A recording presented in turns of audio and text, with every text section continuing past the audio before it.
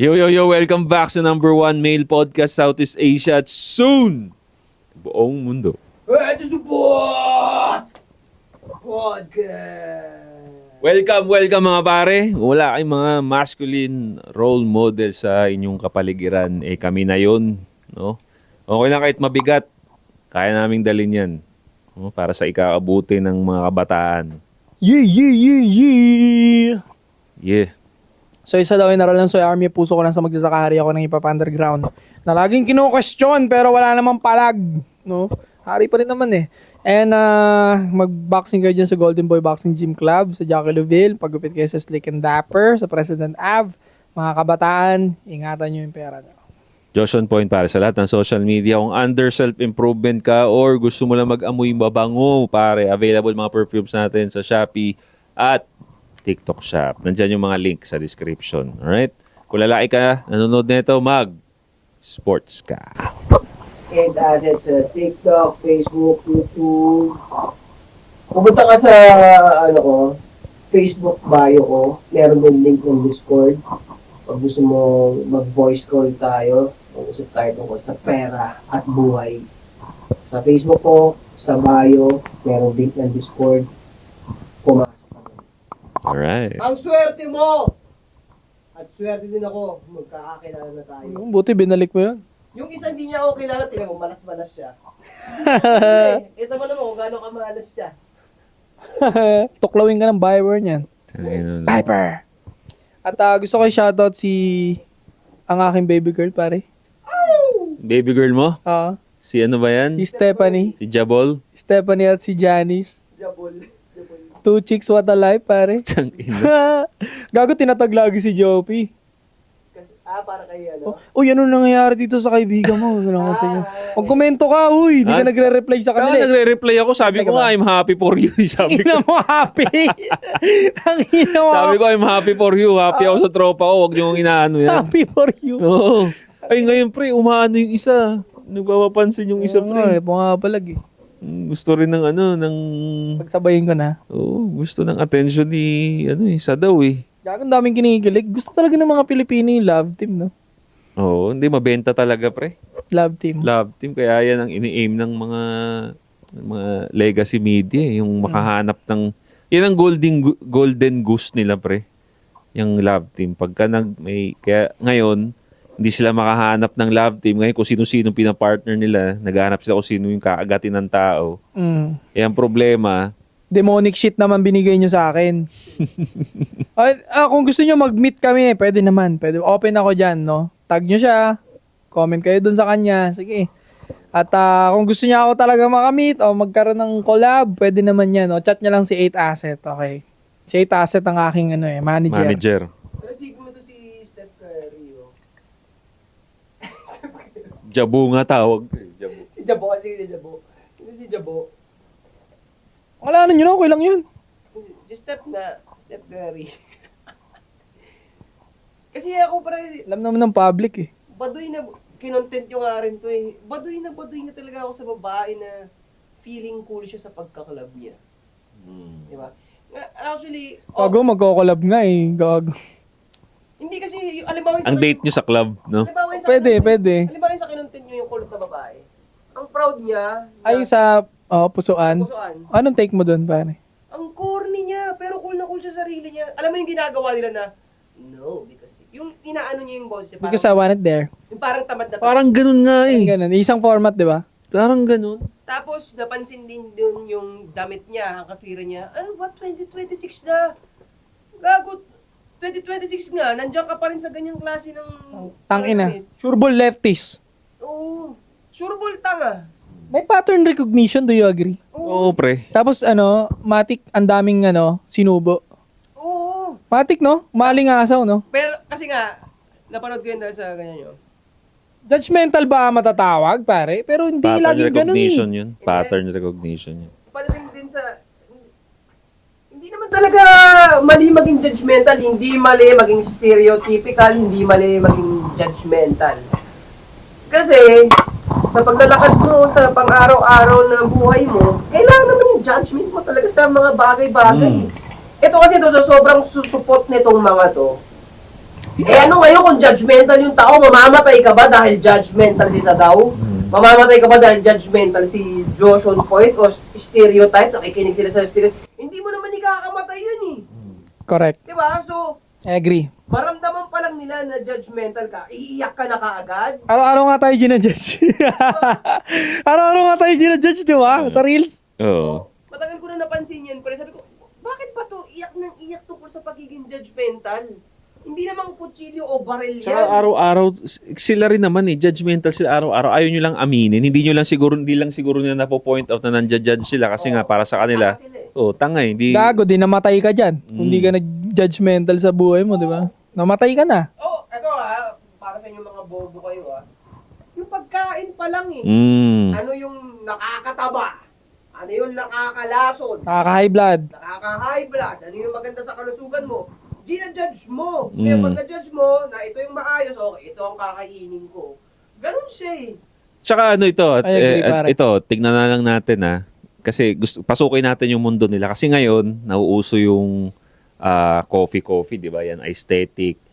Diyan nga lang sa pagko-coffee nila, nagja-judge na sila kung ano yung masarap at hindi masarap na coffee. Yun nga lang, walang kakwenta-kwenta yung gusto nilang i-judge. Kung ano yung mas nakakatulong sa inyo, hindi nyo gamitin yung judgment ninyo. For example, yung sa tao, kung kanino kayo makikipag-communicate, kanino kayo makikipag-relationship, doon mas importante ang judgment. Ang gusto ninyong judgment sa coffee, aesthetic. Ay, maganda to kasi aesthetic, Instagrammable. Diyan tayo. Ay, wag dyan kasi hindi Instagrammable. Doon nila ginagamit sa walang kakwenta-kwentang bagay. Ganda nun. Diba? Dagdag ko, speaking of judgment, laging ginajudge ng babae sa programa na yon at kahit sa totoong buhay kapag maliit yung lalaki. Ayoko kasi hindi ka matangkad. Anong ginudge ng babae doon, pare? Kaya ayaw niya ng maliit na lalaki, hindi ka capable, i-defend ako. Hindi ka capable, i-defend tayong dalawa pag nasa labas tayo. Kaya ayaw nila ng maliit na lalaki. Yun yung biological explanation ng kung ba't ayaw nila sa maliit. Oo nga, totoo.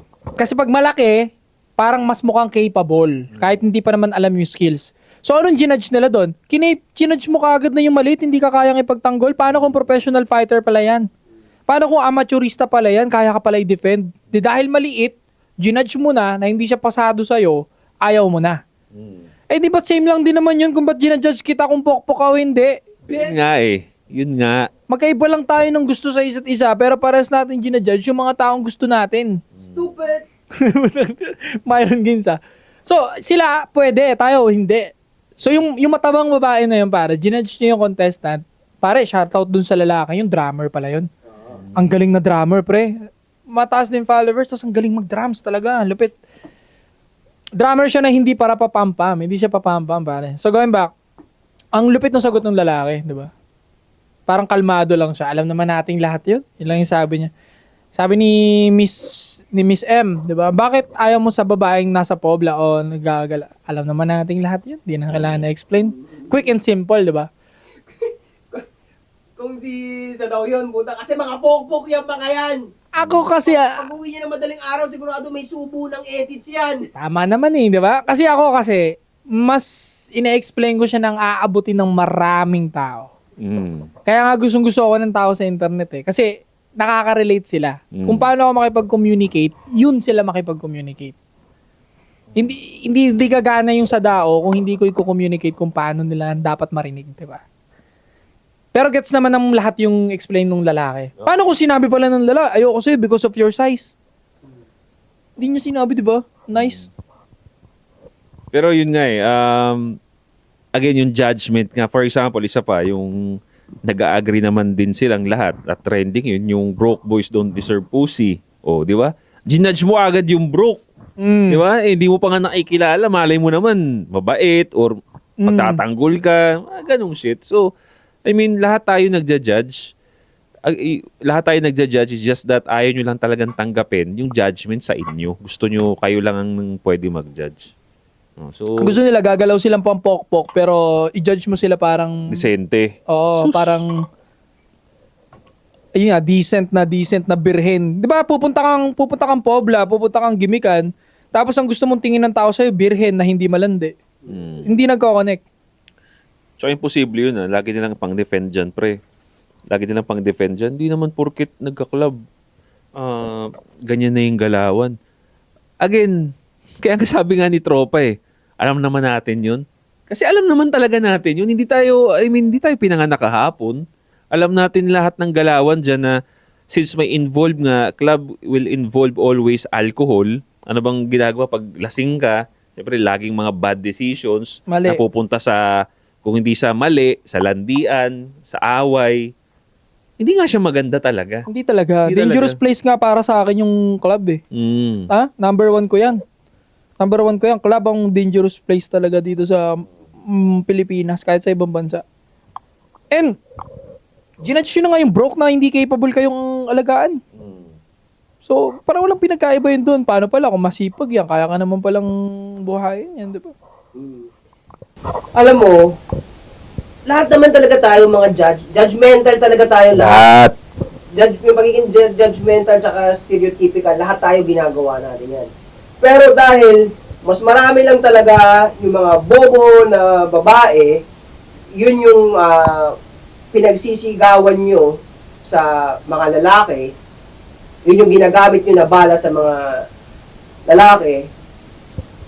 Pero, dahil nga, bobo kayo, bobo talaga yung judgment nyo. Yan na nga lang yung kung paano nabuo at bumenta yung broke boys don't deserve pem-pem na yan. Wala namang sense yung mensahe na yan Yan yung bagay yan na alam na talaga natin yan. Alam parang, ano ba to? Parang basic naman na talaga yan. Sino ba ang nag-advise?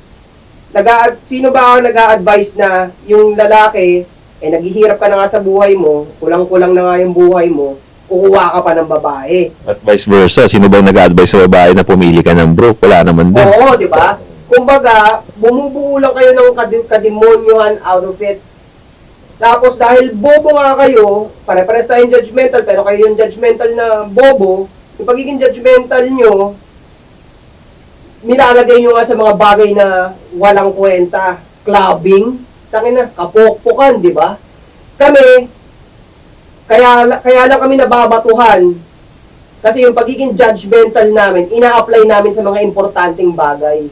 Inuusga ko yung kapokpokan mo kasi inuusga ko yung kapokpokan mo kasi delikado sa society yan Papulok ng papulok ang Pilipinas kapag yung kapokpokan mo ay hindi na-call out ng sagad. Kailangan sagad na i-call out yan. Kayo ngayon, dahil, ba't ano ba importante sa inyo? Magkape, mag-clubbing. Wala kasing bilang yung pinaglalagay ng utak nyo, walang bilang Kaya, nakukuha nyo yung side na safe kayo at para kayong walang mga butas. Do you agree na low IQ madalas pupunta ng mga club? Oo. Yeah. Kaya nag-agree ako dun kay Tropa na bakit club? There's so much thing to do. Tama, no? Kasi hobby niya mag-drums Oo. The fuck? Ilang minutes na? 13. Pero maririnig pa rin naman yun 3 minutes pa lang naman yun, okay lang yun. There's so much thing to do, sabi ni Tropa, di ba? Kasi galing niya mag-drums. Kasi totoo kung sound trip lang ang habol mo, sa kotse ka, nakaka-enjoy na mag-sound trip mag-isa Kwarto diba? na lang Gumagano na ako mag-isa. Yay! Alcohol, pwede rin naman. Pagsamahin mo pa, alcohol, sounds, madilim, Makukulit na tao. paukulit na tao, anong maganda dun? Kaya sabi ni Tropa, there's so much thing to do. Yung high na yon ng enjoyment, pwede mong kunin sa pagtatakbo yun, Pagtatakbo, pagja-jogging, pag-workout, hobbies, pagbabasa, di ba? Sports, pag-akyat ng bundok, if that's what you want. Ang dami nga pwedeng gawin na same high ng makukuha mo sa pagka-club, but mas healthy ka pa. Mas maganda pa yung dating sa isip mo, sa soul mo, sa katawan mo. Easy dopamine kasi ang clubbing. Oo Walang nga pinagkaiba yan sa pagdodroga ng cocaine, pare. Tingin ko Easy high dopamine kagad. Easy. Paglapag mo pa lang kasi grabe na yung saya ng ng tugtog, mararamdaman mo. Alam mo, pag tumapa ka ng club, di ba, entrance pa lang, parang naririnig mo na yung lagabog. Tugtang ito na. Parang ganun. Tapos gusto mo i-showcase yung forma mo. May dopamine agad eh. Oo. Kumbaga parang ano siya, wala namang puzzle na isosolve doon. 'Di ba? So pagpasok mo yun na yun eh. 'Di ba? Hindi katulad ng gusto mo magpalakas ng katawan mo, gusto mo kumain ng tama, yung kahit pa paano didiskarte mo yung gaano karaming kakainin ko.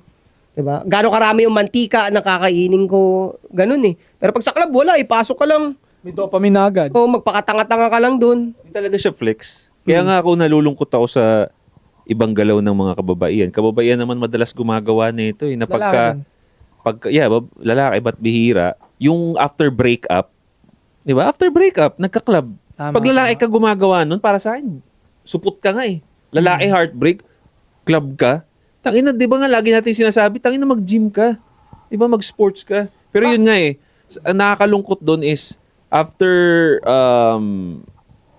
ng heartbreak, imbis na mag-self-reflect ka nga, magpahinga ka nga sa pagiging emotional, club ang pinupunta mo which elevate what negative emotions you're having at that moment. Di ba kasi, again, inom, alcohol, elevate emotions, music na malalakas which triggers aggressive na paggagalaw. Tama. Di ba? So sobrang, alam mo, wala ang gagawing tama.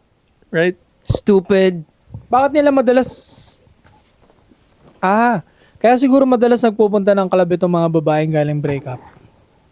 Easy validation agad sa lalaki. Feeling nila pumangit sila eh. Kaya dalawa lang yan. It's either salon or club. Kasi mabavalidate agad na hindi maganda ka pa. Ina-attract ka pa. Parang ganon. Pero kasi yun nga eh. Ang pangit kasi doon is wala siyang self-reflect eh. Kumbaga pang ano lang ba pa? Pang boost lang ng ego, narcissism lang. Tama. Kaya nga sasuggest ko sa inyo, para magbago ang buhay ninyo, one thing na dapat ninyong i-adapt talaga para mag-improve ang buhay, gumanda ang buhay, mag-self-reflect. Kung may maling nangyari, katulad ng topic natin kanina, if natalo ka sa isang bagay, acknowledge it. Tama. And then, analyze mo sa ka nagkamali, and then, fight, laban ulit. Hindi yung nagkamali ka na nga, nag-heartbreak ka na, hindi mo i-acknowledge. Parang pinapatungan mo lang ng negativity pa ulit by drinking. Wala kang nasusolve eh. Hindi ka nag improve. Pero may ma-achieve sila. Ethics. Depression.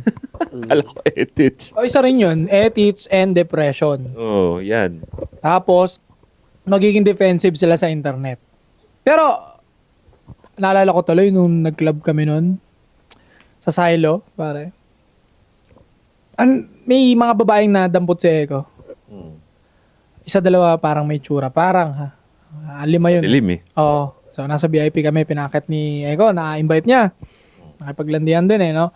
Pagkakit ng VIP, kwentuhan, masaya. After na, inabot kami na hanggang alas 4, parang magsasara na yata 4:30, parang ganun. Mga bandang ganun. Or 5, ganyan. Medyo maliwanag na sa labas. Slight, maaga yung... 4 a.m. ang sarado. Maaga-aga yung angat ng araw sa labas, maaga-aga. That time. So paglabas na pare, tangina, ang papangit. Hindi, ang punto ko lang dito, yung club talaga, yung lights ng club, nakakabulag talaga eh. Ang daming nagbumukhang maganda dun eh. Tapos lasing ka pa. Paglabas pare, putang ina, ang papangit talaga pre. Yung isang sinasabi kong parang maganda, sablay din. Sablay din, ang kapal ng pagkaputi ng tapos dito parang spasol no. Tapos yung leg, putang ina ng itim.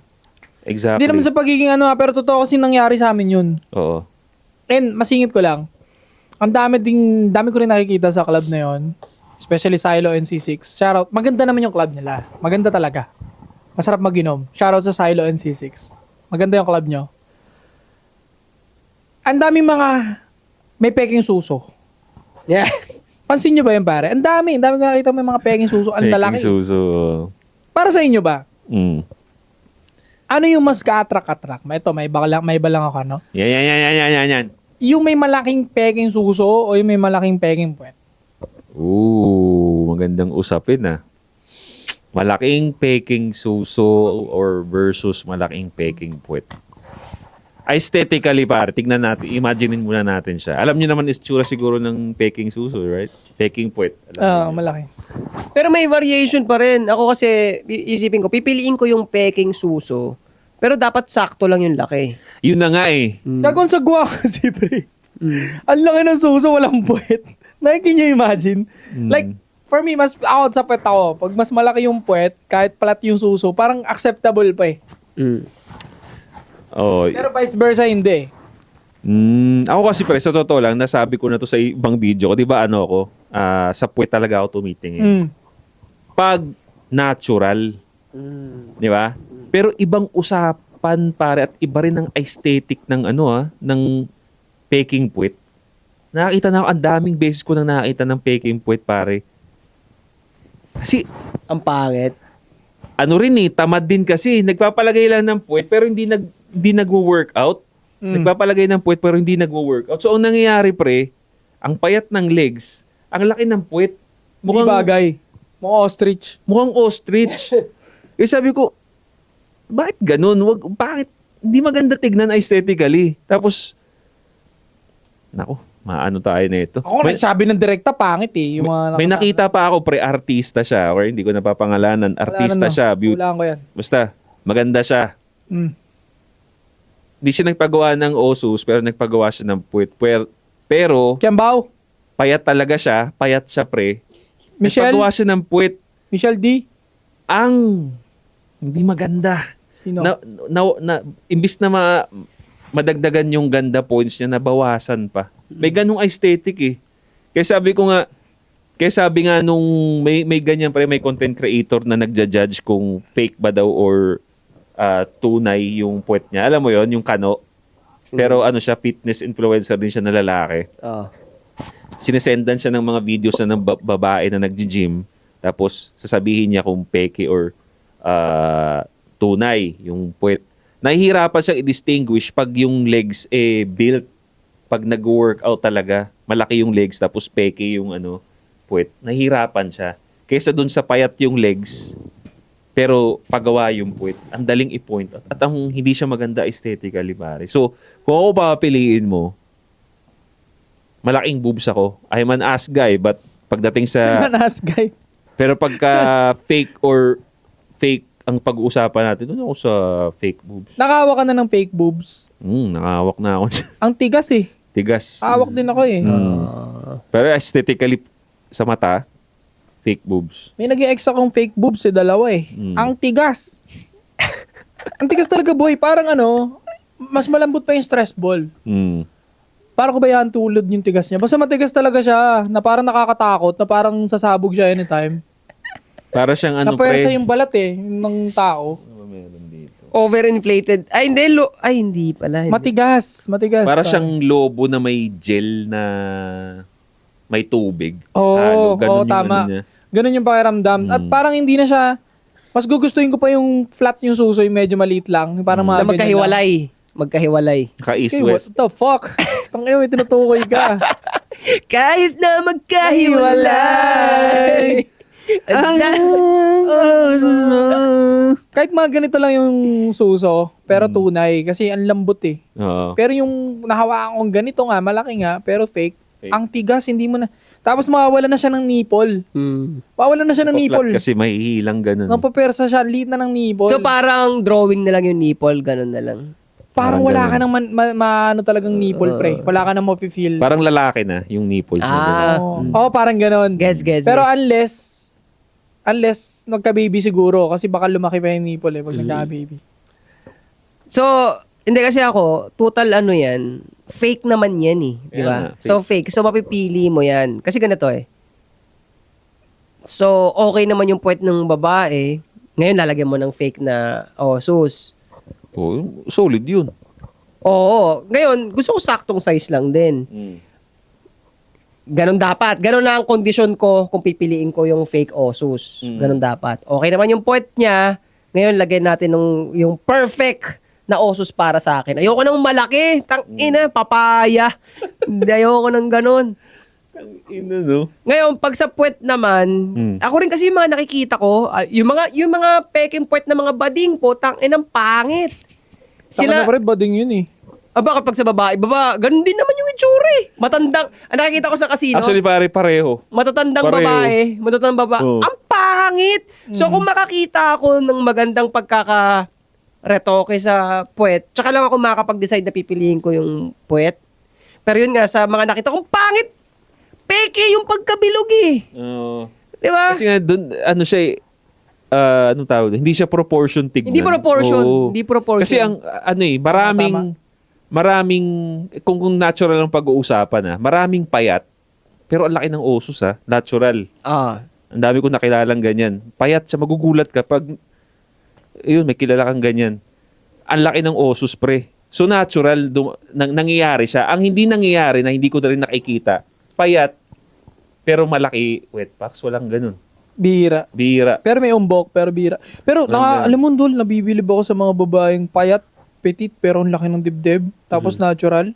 Kakabilib yun, napaka-rare kaya nun. Rare nga. May kilala tayong gano'n Pero marami nga yun. Marami yan, pre. Napayat na malaki suso. Oo. Rare yun. Hindi, marami yan. marami rin. Hindi lang ganun kadami, pero marami rin. Oo, hindi siya ganun karami kasi mostly talaga iba yung tinutukoy kong payat talaga. Can you imagine na payat talaga? Ibang level ng pitit talaga. Pitut.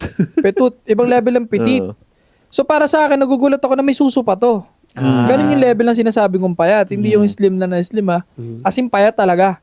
Parang skinny like Korean na babae na or Japanese girl na payat talaga. Ganun. Tapos may suso na malaki. Parang, tangina. Rare to Sino yung sa One Piece yung payat na malaki? Nami. Nami. O parang ganun. Nami, no? Si Robin din. Dami lahat naman yung malalaki suso doon sa One Piece. Siyempre, pang ano nila yun. Ay, ganun ba? Hindi ko laki ng suso lahat. So going back, ganun. Para sa akin, ang bihira Pero tama kayo, agree ako sa inyo na pag yung puwet nilagyan, tas ang di proportion talaga. Pangit tignan. Pre, Pero sa suso pwede, no? Sa suso pwede. Kahit payat. Oo. Pero nagkaroon na ba kayo ng senaryo? Kasi ako marami akong senaryo na gano'n na ang rating ng katawan ng babae, alanganin na 5. Katawan lang muna. Wala pa yung muka, wala pa yung face card. Yung rating ng katawan, alanganin na 5. So, maliit ang osos. Halos flat na. O kaya kung nalagyan lang ng konti. Pero, nabuhay pa rin yung attraction ko dahil maganda yung muka. Oh. Nangyari din. Meron. Oo. Meron yung time na ang ganda ng mukha ng babae to the point na wala ka ng paki sa body. May ganun na kahit hindi na siya sexy, okay lang Oo, kasi ako marami akong senaryo na ganun Basta wag lang mataba na sobra. Meron pa rin exception sa mataba, pre. Matabang curvy. Chubby na Thick yun. Oo. Kasi meron din po siya. Ito nga sinasabi ko Pag ikaw yung babae na ang taba mo, tapos pag tinignan ka sa likod, sa bandang puwet, putik pa ganun, ang taba So, expect... Paletter B, Johnny Bravo nga. Di ba? Yung katawan ng chismosa. Di ba? Walang puwetas, ang liit ng paa. Yun ang ano talaga, kawawa na yun. May memes nun pare-pare yung tsura Sa laki ng body pataas. So, yun nga, dahil i-expect ko na mataba ka, malaman ka, dapat may laman din yung mga parts na So, pag halimbawa, babae ka na nalagay ka na doon sa sitwasyon na mataba ka, tapos hindi ka nabiyayaan ng puwet, yung pangit tignan, yung i-describe ko nga, ang laki mo, tas wala kang puwet, naku, mag-diet ka na talaga. Yun na lang yung pag-asa mo nun di ba? Yun na lang yung magpapa-up Ang pangit talaga tignan, pre, di ba? Kasi importante sa kanila talaga curves Oo. Importante sa kanila yun. At biologically, by nature tayo mga lalaki, attracted talaga tayo sa may curves. Kasi nga, baby bearing nga sila. Nag-a-alert siya sa utak natin na, pwedeng buntisin to. Mas mabilis mabuntis kasi. Oo. Kaya pag walang kurba, parang hindi mabubuntis. wala, turn off talaga siya. Hindi siya hindi mabubuntis. Mabubuntis, pero yung utak nga natin, hindi tayo na-turn on. Yun yung biological wiring. Alam nyo ba, yung mga nagpapagawa ng puwet sa Amerika, pag hindi yun napalitan o hindi yun na-maintain, bumabaho yung mga Ay, puwet nila. oo, pre. Bumabaho yung puwet? Hindi nyo ba alam yun? Hindi ko alam yun. Nabalita ko yan. Sa suso parang hindi masyado pero sa puwet, bumabaho Bakit kaya? Nabubulok, pre, kadiri. Ang base sa nalaman ko na yan, pre, sa Brazil daw kasi, nabalitaan ko yan, sa Brazil, uso kasi doon yung mga murang plastic surgery. Ngayon, ang nilalagay na, ang pinaka-safe daw kasi is yung laman na nasa loob siya ng isang plastic. So, safe siya. Kahit ganunin mo ng matulis na bagay, hindi siya puputok. So, yun yung ilalagay. Safe. doon sa Brazil, meron silang ginagawa doon na murang procedure na yung mismong laman, walang plastic, yun ang ilalagay.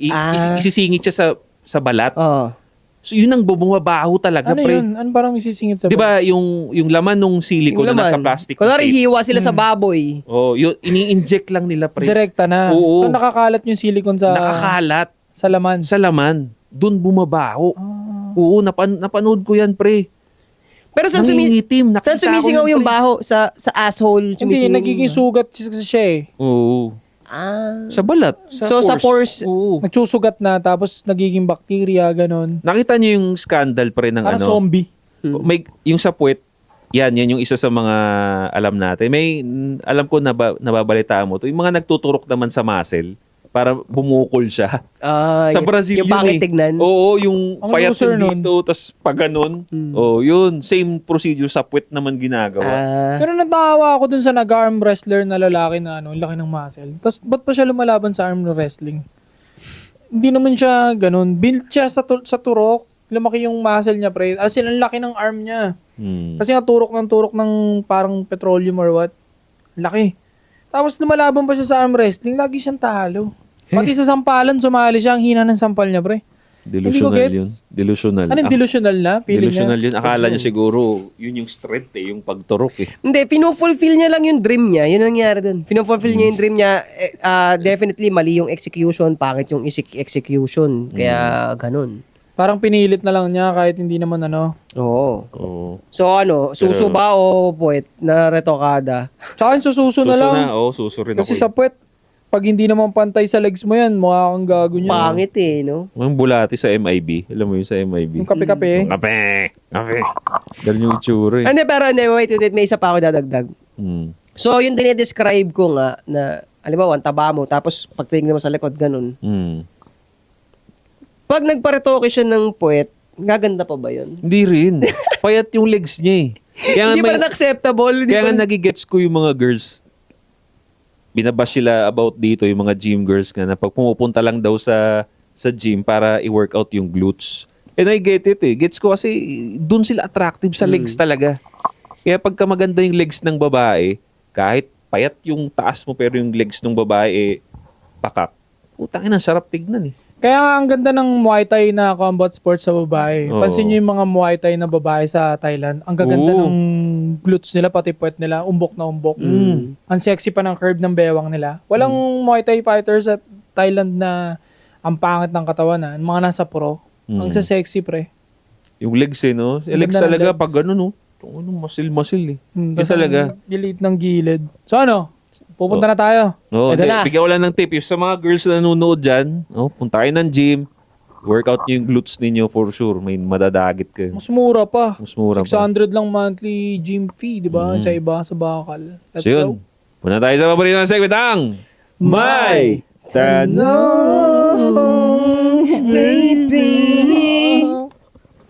Ito pre, Message nyo kami, message nyo si 8 Asset kung gusto nyo basahin yung mga tanong ninyo. Alright? So, yan ang nagtanong sa atin. okay. So, make sure lang nakasubscribe kayo mga pare. Sana manotis Boss 8. May tanong ang isang fan. Mali. Nabasa niyo na ba to? Hindi pa. Sa kanya nag-message pero hindi siya to. Nabasa ko pero hindi pa natin natatopic dito. Okay, sige. May tanong ang isang fan sa page ko kasi nag-message. Gusto ko lang ibato itong question ng isang fan nyo. Siya, binigay niyo yung pangalan pero ko na lang banggitin. Siya at itong exact message niya.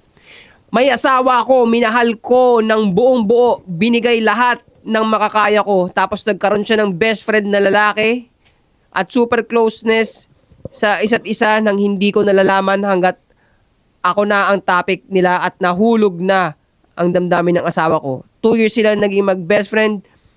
One day, hindi na pa, nabasa na ata natin to.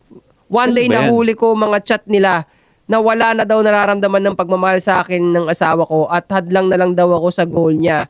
Nung iiwan ko na, ayaw niya pumayag. Sige, parang hindi pa nga. Nung iiwan ko na, ayaw niya pumayag at magpakamatay daw. Ano ba dapat kong gawin? 45 years old na ako. 38 years old ang asawa ko. 2 anak. 2 years siya sa call center. May naging best friend siya at palagi niyang kasama every Saturday. Nagiinuman sila palagi sa bahay ng lalaki ng Every Saturday? Mm. Putsang ina, walang kakwenta-kwenta.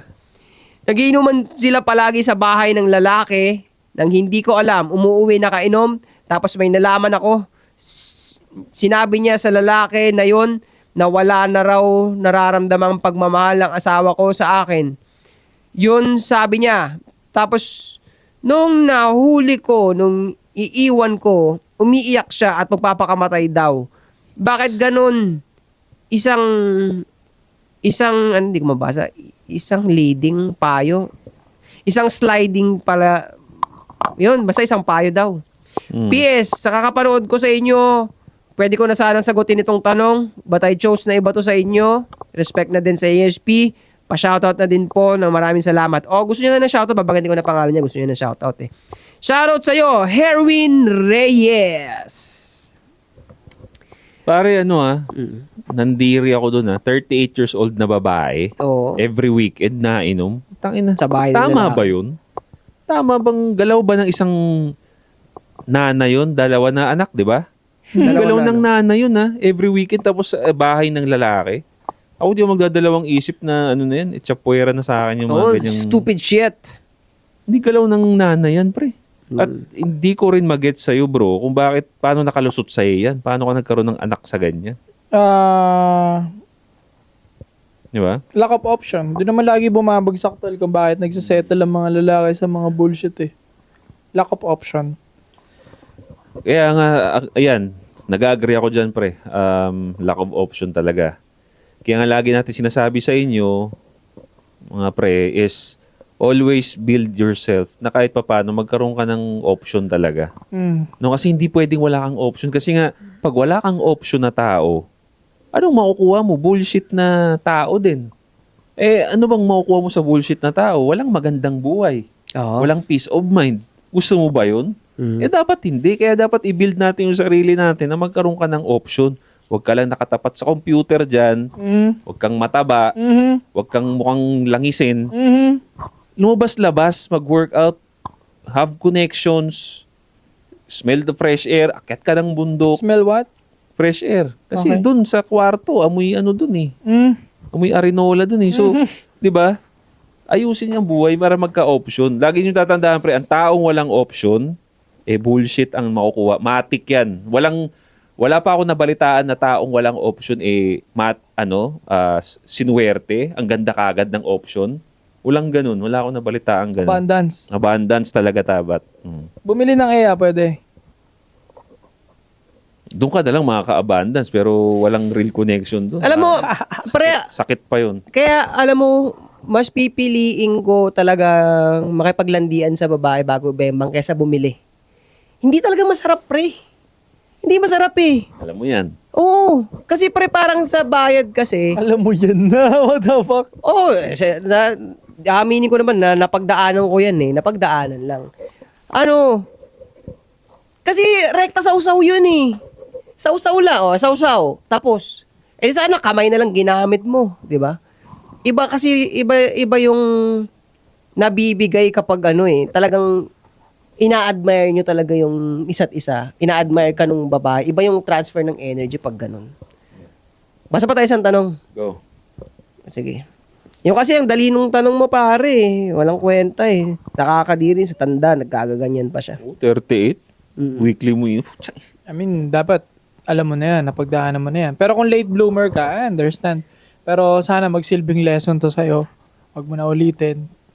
Double B, bahog belat yung babae. Yeah. Nabi mo pa. Tanggapin mo na rin sa sarili mo na wag yan. Yun lang naman yan. Good day! Follower at YouTube member niyo po ako. Nag-decide kaming mag-partner na mag-send ng question para malaman kung sino ba talaga sa amin ang mali sa sitwasyong ito. Puta, ayos Ginamit niyo pa kami pero sige, tangin niyo abangan. Sige. Sino ang mumurahin ng tatlo? Go. Gusto ko lang sana humingi ng advice tungkol sa situation ko. May nakakasama akong babae. Office mate ko siya at almost 2 years na kami. Pero di ko siya binibigyan ng label. Mabait at may effort siya. Mahal ako. at sinasabayan niya lahat ng trip at kawirduhan ko. Okay. Honestly, 6 out of 10 ng rating ko sa itsura niya. Alam niya na hindi ko siya ganun kagusto, pero ayaw niya pa rin bumitaw. Napapaisip na rin ako kasi sobrang ganda ng pakisama niya. Hindi talaga ako attracted sa kanya. Ano po ba ang tamang desisyon? Dapat ko bang i-pursue yung talagang gusto ko? O settle ko na lang ba ang sarili ko sa taong mahal na ako? Medyo mali yung context. Ano yun? Oo, kasi Akala ko... may asawa siya. Oh. So, siguro gumawa sila, siguro ipapayo nila to sa kaibigan nila. Siguro para sa kaibigan tong lalaki, nawalan ng sense yung pagbanggit nyo na mag-partner kayong magtanong kasi itong tanong ay hindi naman Yung akma. partner, parang nanliligaw pa nga lang. Oo, 'di ba? So, kung okay, hindi to para sa kanila, pero siguro i-advise nila to sa kaibigan nila. Tino, sige, ito. Sige, sagutin na natin. Pero anong concern? May nakakasama akong babae. Office mate ko siya at almost 2 years na kami. 2 years. Pero di ko binibigyan ng label. Kasi ganito, ito nagpagulo Gulo. eh. So, alam mo yan, kung sabihin ba nito, inaalaw ka ng asawa mo na magkaroon ng... Gago. Ang galing! O sige, kung kasama mo yung partner mo, Yeah. uy, the best yan, keep mo yan. Keep mo yan. Keep mo yan. Hinahayaan ka niya, oh. Kung ganun Kung ganun, di ba? So, yun. Kakip-kip ba ang babaeng hinahayaan ka na mag-side chick? Oo. I can say, yeah. Oo. Kasi, real life example, halimbawa yung babae mong yun, hindi naman magiging senaryo na, sige, sumibak ka na sumibak dun, tapos okay lang sa akin. Hindi naman ganun eh. Anong nangyayari, nakakasibak ka kasi may naa-attract ka, tapos tahimik na lang yung babae. Yun. So sa akin, kakip-kip yun. Ngayon, kung nagiging abusado ba yung lalaki, ay sa lalaki na yun. Hindi yun sa babae. Hindi ba abusado sa isang lalaki yung ng bababae o nang sa side chick? Merong senaryo na abusado. Merong senaryo na. Kasi halimbawa nga, halimbawa successful yung lalaki at attractive talaga eh. Hindi ka abusado nun. Hindi, Kung siguro para sa akin magiging abusado siya kung pinansin siya nung babae. hindi kasi kasi ang sinasabi ko, ang mangyayari nun, dahil attractive ka talaga, mini-message ka eh. Oh, Mini-message ka nandyan palagi, tapos exposed ka sa kanila eh. So, paano ka naging abusado nun kung ikaw yung nilalapitan ng So, babae? basta ikaw ang nilalapitan ng babae, Oo, hindi ka abusado. hindi ka abusado. Hindi ka abusado. Binibembang mo. Binibembang mo. Oo. Pinagbibigyan mo lang. Pinagbibigyan mo lang. Oo, So, pinagbibigyan ibig mo lang. sabihin, madaming nalulungkot. Pinapasaya lang natin. Oo. At bawal ka maging madamot sa kasiyahan, pare. Diba? So, sa mga may asawa dyan, hindi, joke lang, ano. Well, agree din ako kay 8. As long as yung lalaki deserved naman niya yun, no? Na pinaghirapan niya yung prime niya, that's it. Wag lang siguro pag may binded by the law, kasi baka makulong ka. Pero kung boyfriend-girlfriend, go nyo yan. Basta nasa agreement ninyong dalawang magka-relationship yan. Kasi nasa agreement naman nila talaga yan eh. Ngayon, kung wala sa agreement ninyo, ikaw lalaki ka, nangako ka rin naman doon sa babae na, hindi ako manloloko yun. kahit kailan. Kasi para Yun. sa akin, yun na ang cheating. Mm. Nangako ka na eh. Hindi ka gagawa ng kabulastugan. Nag-promise ka rin na siya lang ang bebembangin mo. Oo, diba? Dahil lack of option ka, binitawan mo, halimbawa gano'n. Or talagang gusto mo lang talagang panindigan na siya, we understand you. Pero kung i-break mo yun ang cheating. Alam mo ang magagawa ng babae pag halimbawa yung lalaki successful tapos basta malakas talaga yung dating kaya nakaka-attract na marami babae. Kaya ang gagawin mo talaga bilang babae, magpabuntis ka, magpabuting nanay ka, bigyan mo siya ng masayang experience sa pamilya kasi yun yung makakapag-distract sa kanya para pumatol pa sa mga babae. Tama. Yun. Or dapat maengganyo mo siyang pakasalan ka. Yan. Tapos ang usapan. Yan. Pag nag-cheat yan, pakulong mo yan. Oo. Di ba? Yeah. Hindi Oo. na niya pwedeng gawin yun. Makukulong siya. So yun na, na-formulate ko siya ngayon na yung lalaki, madedestruct mo lang yan para wag nang pumatol sa ibang babae. Madedestruct mo yan by Feminine. by your femininity, Femininity. pamilyang Masaya. graceful, masaya at graceful. Uy. Uwi ka ng bahay. Oh. Andun yung dalawang anak mo, Oo. kids mo. Nakangiti sa yung sasalubong Mm. galing trabaho. Excited yakapin ka. Pati asawa mo, nakahanda na lahat ng kakainin mo.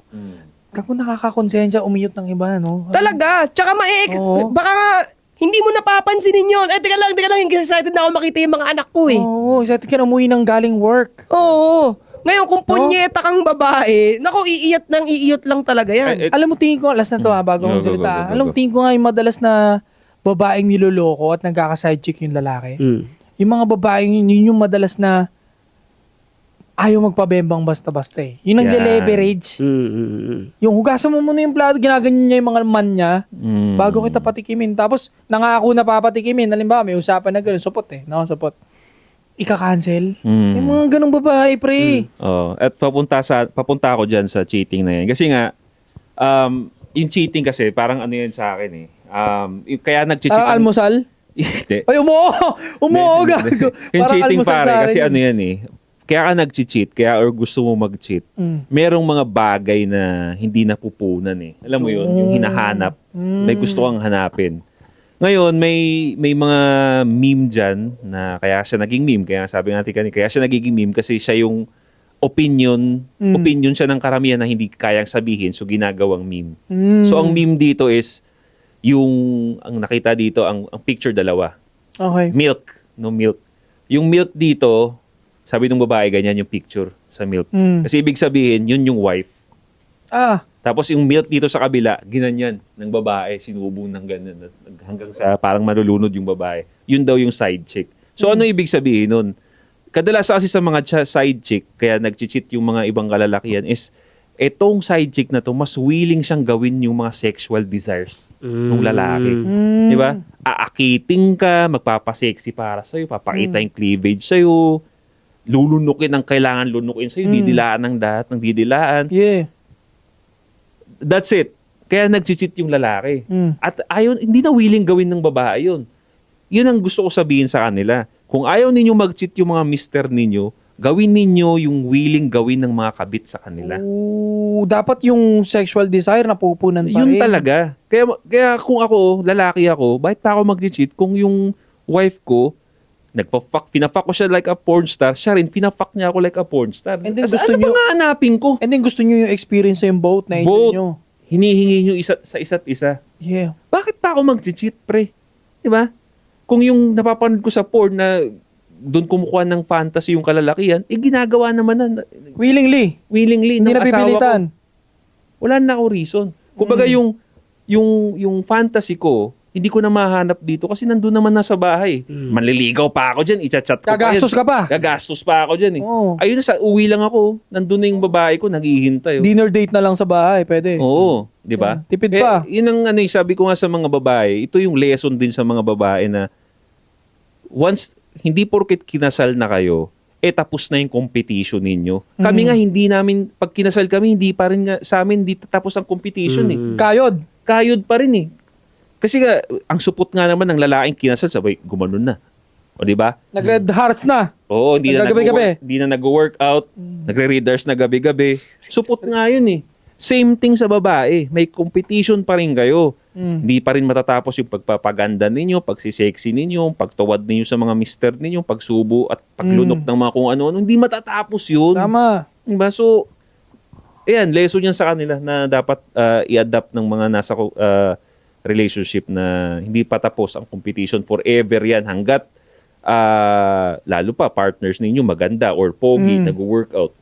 May competition dun. Nakakainis naman kasi talaga ang babaeng hindi pinapakita yung ganon, satisfaction ba? Feeling kasi namin mga lalaki, pag hindi namin nakita yon, feeling namin hindi mo kami mahal.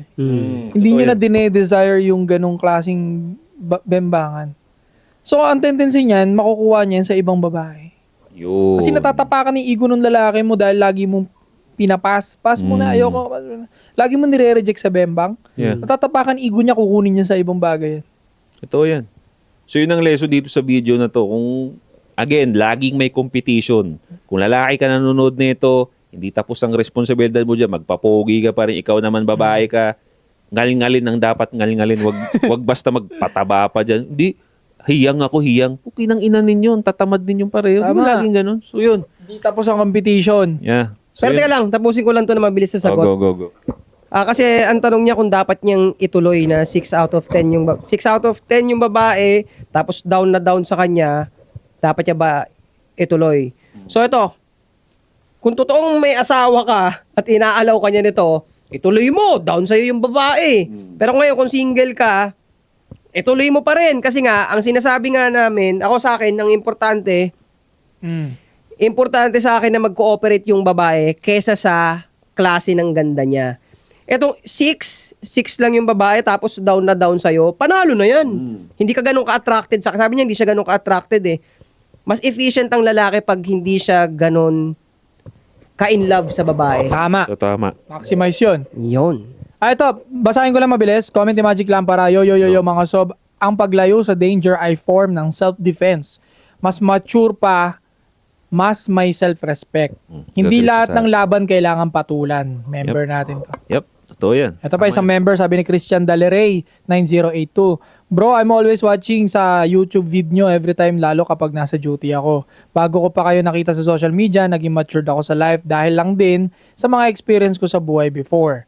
Mula kasi pagkabata, palagi ko nakikita ibang tao na successful sila sa buhay. Kami ng family ko, salat sa buhay, lagi before. Pero maswerte lang din at may tito akong retired US Army na siyang dahilan kaya nakapunta ako dito sa Amerika ngayon. Ooh, nice. Now, ako naman sumunod sa yapak niya kasi siya talaga ang role model ko since bata pa ako. So ayun mga bro, relate lang ako lagi sa mga pinag-uusapan nyo at may ibang bagay din ako nalaman dahil sa inyo. Yun, di ko nababasahin, ang haba eh. Sabi ni Coach Takumi, Suki. mainit sa blue up to si Stephanie and sa Dow. Inaabangan ko talaga maging topic nyo to, stay cold. Yeah. Ito yung comment sa topic na Stephanie sa Dow title sa YouTube. Alright. Happy 15k subs na tayo, sabi ni Prince Martin Basco. Yeah, bago matapos ang taon, Pa 20 16 yan. na yan, oo. Oo, 50,000 no. Heart natin to. Sabi ni Devon Bolivar, anti-update kay Soy at Stephanie. Ba, talagang pati kayo, nadadala na kayo sa love teaman, no? Sabi ni Gerard1014, intro pa lang, dami ng learnings. True, iba talaga kapag may makukuha ka na circle na maayos, na may tuturing mong ayos kasama. Dati fan tayo ng Katniel, wala na, napalitan na ng Downy. Downy. Stay cold. Isang banlaw. Bembang agad. Uy! Sabi ni Rayo, Miguel Sunga, yung collab team ni Sadao na si Steph, ang cute din ng galaw nun eh. Ayaw mabastos, pero laging nasa bar. Siyempre, wag mambastos kahit nasan ka pa. Pero nasa bar, nature na yun doon, angas-angasan pa. Robin Titis yun eh. Oo. Shoutout kay Derek Rake 18, bagong member natin. Uy, welcome. Salamat. Ang dami mga bagong member. Shoutout sa inyo lahat. Maraming salamat sa pagsuporta dito sa SP. Shoutout kay Arvin De La Peña na lagi nakasupport. Kay Easy BB Paul, yan, bagong member din. Salamat sa pag-comment. Comment lang kayo lahat dyan ha. Member man o hindi member, mag-comment kayo. Pero maraming salamat sa mga member palagi nakasupport. Yun. So kung gusto nyo pa ng ganitong klaseng content, pare, don't forget to subscribe, hit the bell para notify kayo sa mga bago nating videos. And to support podcast. Babalik kami. Payat ako, ngunit yung pulsa malaki. Shout out to my boy J.O.P.